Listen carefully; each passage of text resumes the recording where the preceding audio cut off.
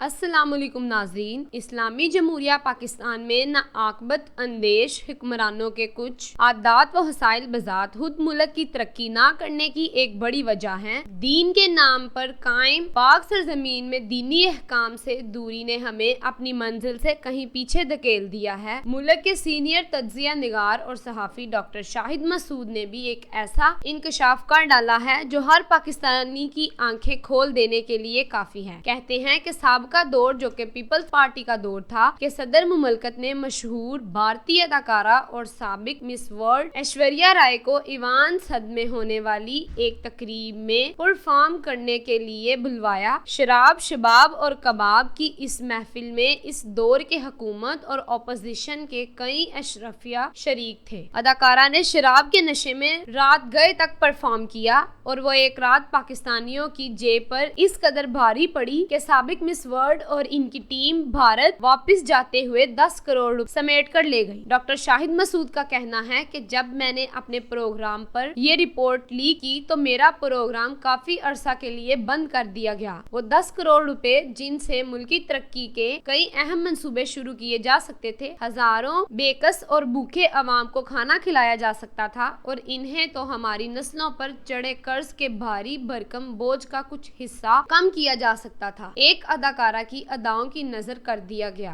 मजीद अच्छी वीडियोस के लिए हमारे चैनल को जरूर सब्सक्राइब करें और बेल आइकॉन का बटन लाजमी दबा दें। शुक्रिया।